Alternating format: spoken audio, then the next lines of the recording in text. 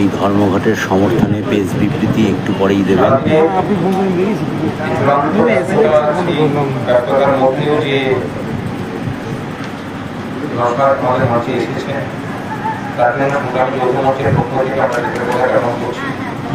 এবং তারই সাথে আগামী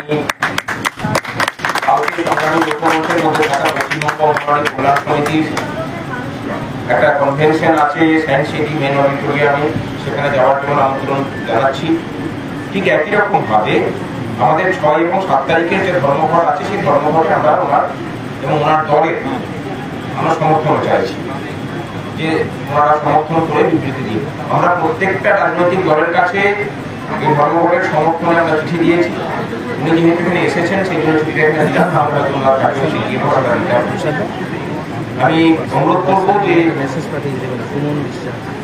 আমাদের আন্দোলন দাবি সেই নিয়ে যাতে মশা কিছু বলে। এই লড়াইটা শুধুমাত্র ডিএর লড়াই নয়, আমরা বলছি যে এই রাজ্যের হারিয়ে যাওয়া মানুষের শ্রমের যথোপযুক্ত মূল্য পাওয়ার যে অধিকার হারিয়ে গেছে, সেই হারিয়ে যাওয়া অধিকার পুনরুদ্ধারের লড়াই। আজকে বড় প্রশ্ন চিহ্ন হয়ে দাঁড়িয়েছে যে আমাদের পশ্চিমবঙ্গ একটা রাজমিস্ত্রি কাজ করে সে 350 থেকে 500 টাকা পাবে, অথচ আমাদের থেকে পিছিয়ে থাকা রাজ্য, সেটা নাগাল্যান্ড বলুন, সেটা মধ্যপ্রদেশ বলুন, সেখানে গেলে পরে সেই বেতনটা 800 থেকে 1000 টাকা বা 1000 টাকা হয়ে যাচ্ছে। শ্রমের এই যে অবমূল্যায়ন, সেটাকে নিয়েও কিন্তু আমাদের এবার ভাবতে হবে। মানুষ যদি তার শ্রমের সঠিক মূল্য না পায়, পুরো জাতিটাই কিন্তু শ্রম বিমুখ হয়ে পড়ে এবং তার প্রভাব কিন্তু জীবনের সর্বস্তরে পড়ে, যেটা পশ্চিমবঙ্গে হচ্ছে। আমাদের সর্বস্তরের সম্মিলিত প্রচেষ্টা ছাড়া শ্রমের মূল্যের এই অবমূল্যায়ন কিন্তু রোখা যাবে না। লড়াইটা সেই জায়গায়।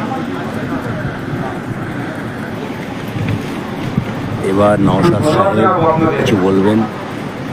যে রাজ্য সরকারের যে নীতি নিয়ে এসে আমাদের ভবিষ্যৎ প্রজন্মকে ধ্বংস করতে চাইছে, একদিকে যেমন স্বচ্ছভাবে নিয়োগ হচ্ছে না, সাথে সাথে এখন সহমত যে শ্রম যে চুরি হচ্ছে, খাটিয়ে নিচ্ছে, তার শ্রমের মূল্যায়ন হচ্ছে না। ব্রিজ শ্রমিক থেকে শুরু করে চা শ্রমিকদের থেকে শুরু করে সমাজে সংগঠিত অসংগঠিত যেখানে বলুন না কেন যথাযথ পাচ্ছেন। এবং সাথে সাথে সরকারি কর্মচারীদের দিয়ে নিয়ে যে আপনার অবস্থান হচ্ছে, আজকে 1107 দিন চলছে, 402 দিন, আর আপনার 44 দিন চলছে। তো আপনাদের এই লড়াকু মনোভাবকে আমরা কর্মী জানাচ্ছি এবং আমরা আপনাদের সাথে আছি। কারণ ইতিপূর্বে আমি এসেছিলাম আপনাদের কাছে, আমি অনুসন্ধান করেছি এবং আপনারা ভালো করে জানেন যেখানে আমি বলার সুযোগ পাই, আমি কিন্তু এই ডিএটা নিয়ে যেভাবে আমাদের কর্মচারী, সরকারি কর্মচারীদের সাথে বিচারিত হচ্ছে, এই বিষয় নিয়ে বারবার বলি। আপনারা জানেন আমাদের রাজ্যের বিধায়কদের সাম্মানিক ভাতা থেকে শুরু করে ভাতা বৃদ্ধি হয়েছে। মাননীয় মুখ্যমন্ত্রী মহাশয় তিনি বলেছেন বর্তমান যে বাজার মূল্য, সেই অনুযায়ী যে ভাতা বিধায়করা পাচ্ছেন, যে মাইনেটা পাচ্ছেন, সেটা তো হচ্ছে না, তার পরিবর্তে সেটা ইনক্রিজ করেছে। এই বিষয়টা নিয়ে যখন ডিবেটে অংশগ্রহণ আমি করেছিলাম বিধানসভার মধ্যে, আমি সেখানে বলেছিলাম যে বিধায়কদের কথা মাননীয় ভাবলেন, এই বিধানসভা পরিচালনার ক্ষেত্রে স্পিকার স্যারকে যারা যথাযথভাবে সহযোগিতা করেন, সেই সরকারি কর্মচারীদের দিয়ের কথা তিনি একবারও ভাবলেন না। সেখানেও দাঁড়িয়ে বলেছিলাম যাতে সরকারি কর্মচারীদের করা হয়। আমার প্রতিটা প্রোগ্রামে চেষ্টা করি ডিএ থেকে শুরু করে সত্যভাবে নিয়োগের কথা বলি, কারণ আমি মনে করি ডিএ নিয়ে শুধুমাত্র এই ভাস্করদা বা যারা আন্দোলন করছে তাদের সমস্যা নয়, এটা বাংলার আপামার জনগণের সমস্যা। এটাকে আমাদেরকে সকলকে মিলে ঐক্যবদ্ধ সমাধান করতে হবে। কারণ আমার আপনার পরিবারের সবাই আগামী দিনে আশা করবো আমরা সরকারি চাকরি করবে।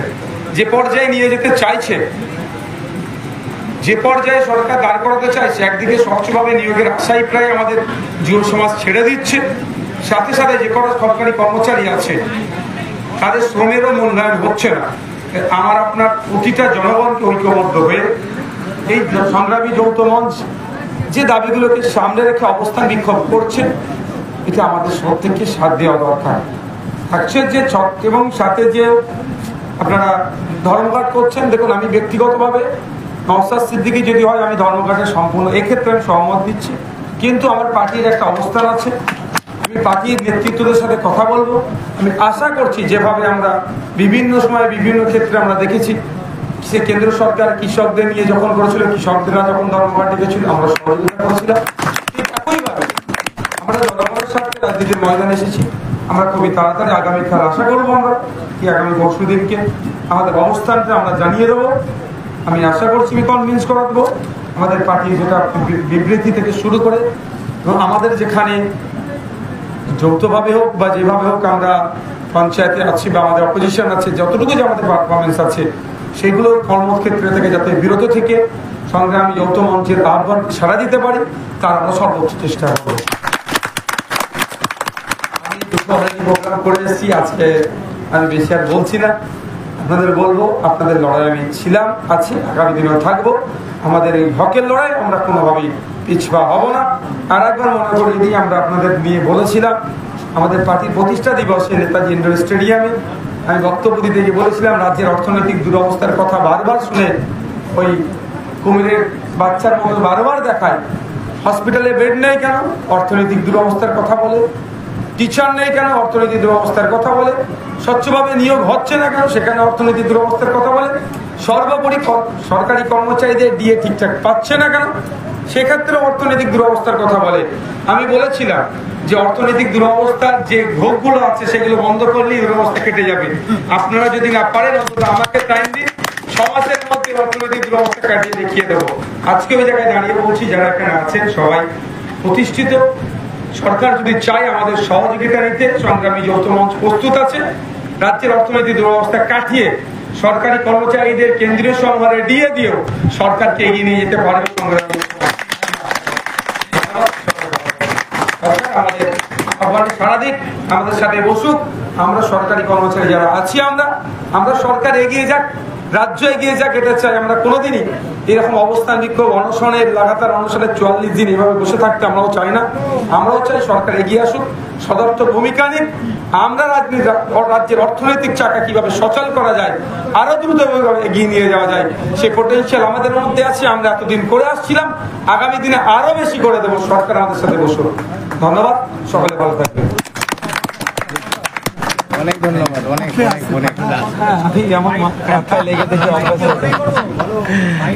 না, আমি ওখানে যেতে দিচ্ছি আমাদের মঞ্চে আসার জন্য। এবং এটা দেখেছি যে নওশাদের সামনে বলছি না, ওর বক্তব্য রাখার মতো পরিষ্কার পরিচ্ছন্নতা আছে, যেটা হয়তো বা আমাদের বাঙালি সমাজের এখনকার রাজনীতিকদের মতো অনেকের মধ্যেই সেটা দেখতে পাই। এবং আমরাও কিন্তু এই কথাটা বারবার করে বলছি যে পশ্চিমবঙ্গে ভারতবর্ষের মধ্যে শুধুমাত্র পশ্চিমবঙ্গেই যদি সর্বক্ষেত্রে অর্থনৈতিক রাজ্য সরকারের অর্থনৈতিক প্রতিবন্ধকতা থেকে থাকে, তারপরে তো মেনে নিতে হবে যে স্টেটটা একটা ফেল স্টেটে পরিণত হয়েছে। সেই ফেল স্টেটেও মুখ্যমন্ত্রী কি করে বলতে পারেন যে এগিয়ে বাংলা, মানে এগিয়ে বাংলাটা কি এই ফেল স্টেটের দিক থেকে এগিয়ে বাংলা?